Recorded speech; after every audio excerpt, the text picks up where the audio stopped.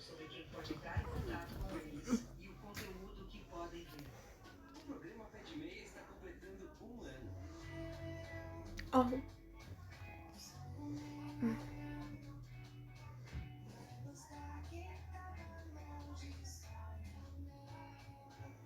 Um ano combatendo a evasão escolar e permitindo que os jovens possam sonhar.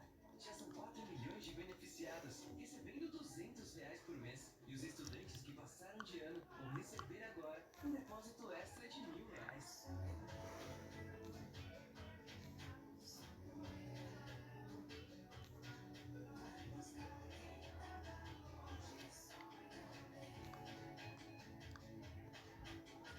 Pede meio incentivo para você frequentar as aulas e investir nos seus sonhos.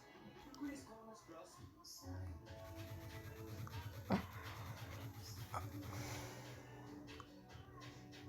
Ministério da Educação.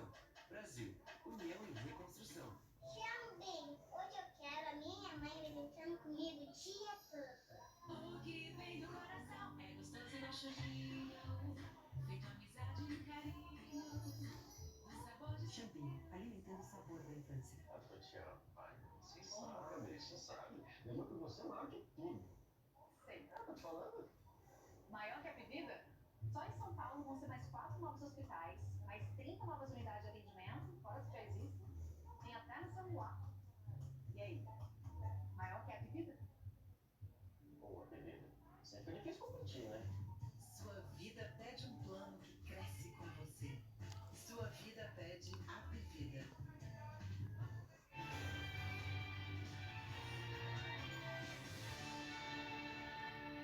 O SBT Brasil está de volta ao vivo para mostrar agora para você que foi aprovado na Câmara dos Deputados o chamado Projeto de Lei Larissa Manoela. A medida prevê a proteção de crianças e adolescentes vítimas de violência patrimonial. A votação segue agora para o Senado Federal.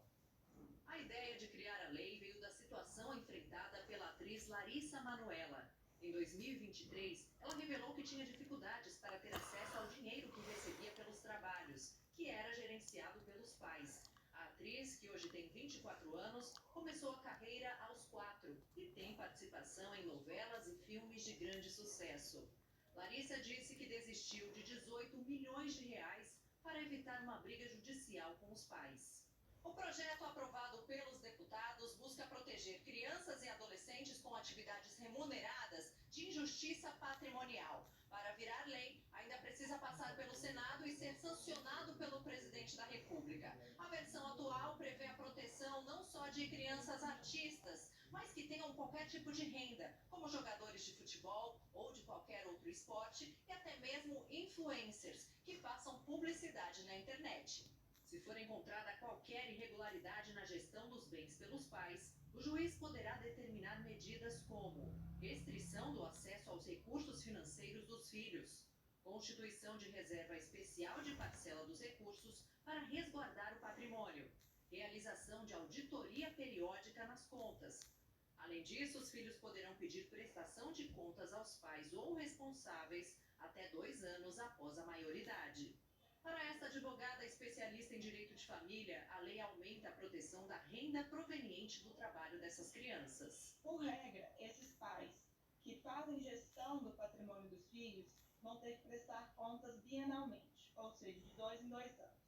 Mas, caso exista alguma denúncia do próprio menor, ou seja, o próprio menor pode recorrer ao judiciário, pode buscar a ajuda do Ministério Público, ou o próprio Ministério Público, no seu papel de fiscalização, queira investigar melhor a conduta daqueles genitores, eles vão buscar o judiciário e a partir daquilo vai ser feita uma investigação.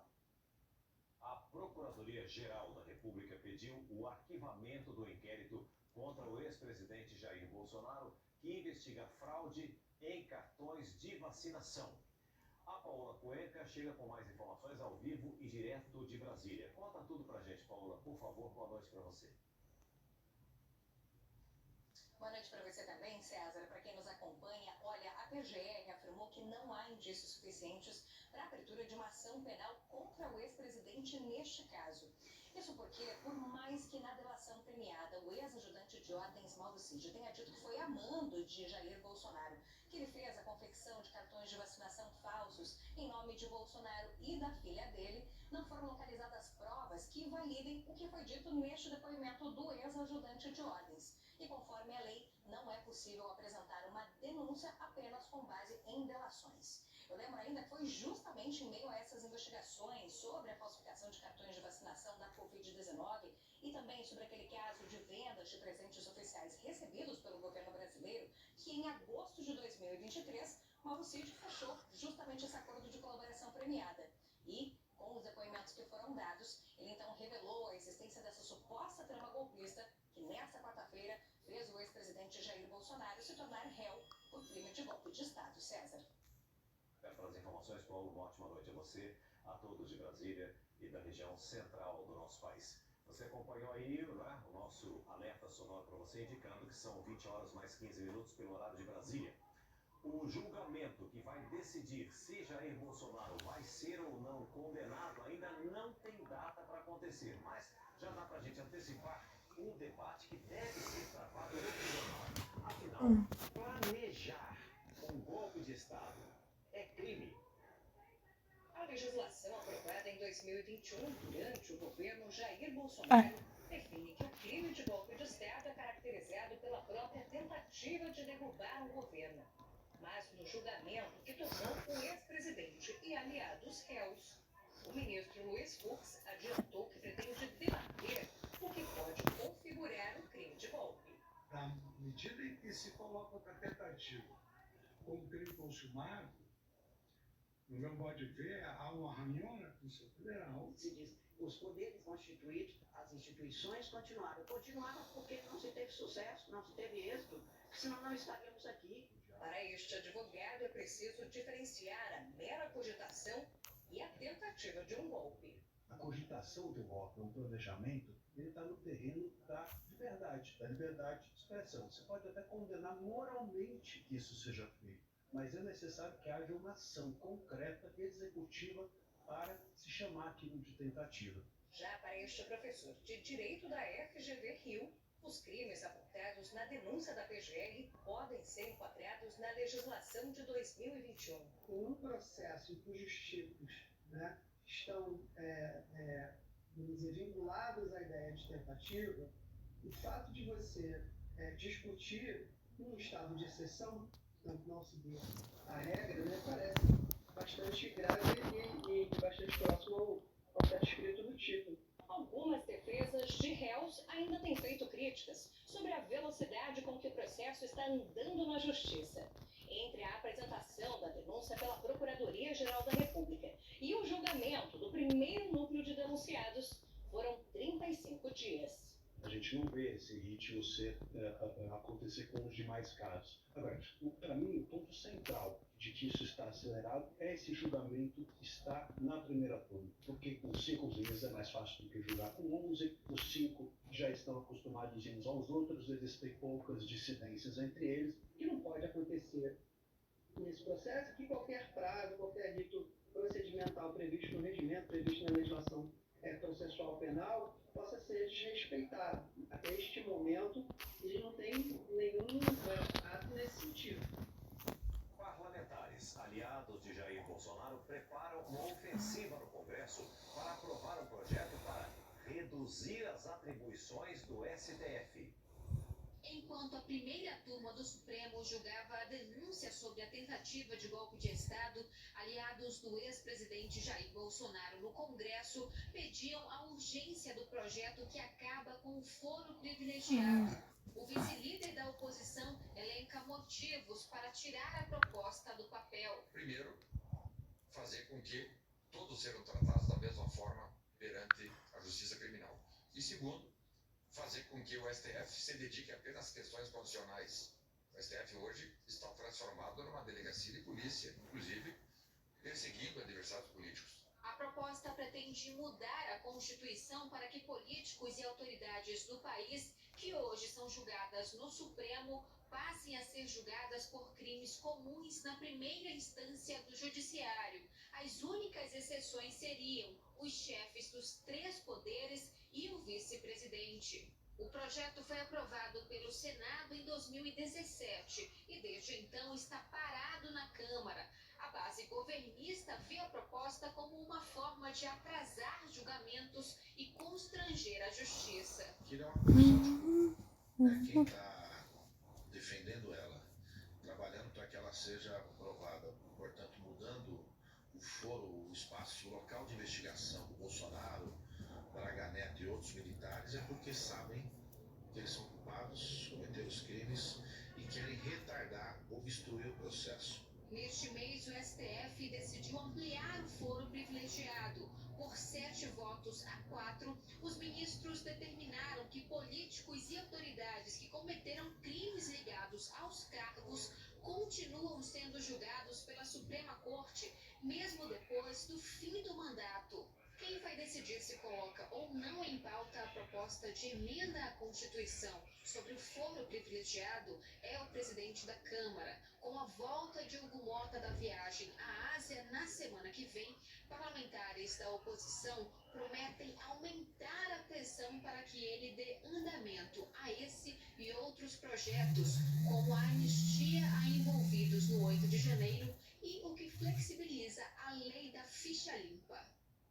O presidente Lula chegou hoje ao Vietnã para os últimos compromissos da visita à Ásia. Antes de deixar o Japão, ele falou pela primeira vez sobre o julgamento que tornou réu o ex-presidente Jair Bolsonaro. Lula conversou com os jornalistas em Tóquio e falou da decisão do Supremo Tribunal Federal de tornar Jair Bolsonaro réu por tentativa de golpe. É visível que o ex-presidente tentou dar um golpe no país. É visível por todas as provas que ele tentou contribuir para o meu assassinato, para o assassinato do vice-presidente, para o assassinato do ex-presidente da Justiça Eleitoral Brasileira. Ao invés de chorar, cai na realidade e saiba que você cometeu um atentado contra a soberania desse país. Lula também criticou os pedidos de anistia. Quando ele pede anistia antes do julgamento, significa que ele está dizendo que foi culpado. Ele deveria provar a inocência dele, porque ele não precisava pedir anistia. E rebateu a acusação feita por Bolsonaro de perseguição. Eu, inclusive, defendo que ele tenha a presunção de inocência que eu não tive. Quando ele fala que quer proibir de disputar a eleição, é importante lembrar que eu fui proibido de disputar a eleição em 2018. Não adianta agora ele ficar fazendo bravata, dizendo que está sendo perseguido. Ele sabe o que ele cometeu. Só ele sabe. Só ele sabe o que ele fez. Durante a coletiva, Lula fez um balanço da visita ao Japão e prometeu focar nas negociações para um acordo entre o Mercosul e o país asiático, quando o Brasil assumir a presidência do bloco em julho. A visita de Lula ao Japão serviu para estreitar laços diplomáticos e principalmente comerciais. No momento em que os Estados Unidos anunciam taxas para diversos produtos, o Brasil tenta se mostrar como opção de negócios para outras nações. Em 4 dias de viagem, foram 10 acordos assinados, mais de 80 instrumentos de cooperação e muitos compromissos assumidos publicamente. Agora, o que se espera é execução. No fim da tarde, manhã de quinta-feira no Brasil, o presidente desembarcou em Hanoi, capital do Vietnã, onde terá reuniões com autoridades locais e investidores. Você vai ver junto comigo a seguir. Saiba o que mais subiu na prévia da inflação. Pai atropela adolescente que teria agredido o filho dele na escola. Esses e outros assuntos no SBT Brasil. Continue com a gente.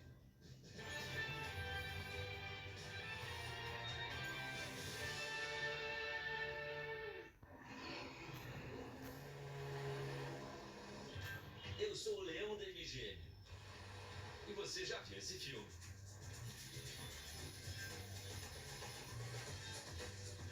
Meu reinado é o da diversão.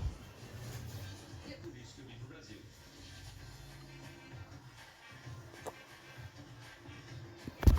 Um rei que diverte as pessoas por tradição. Num país onde a diversão é a maior de todas as tradições.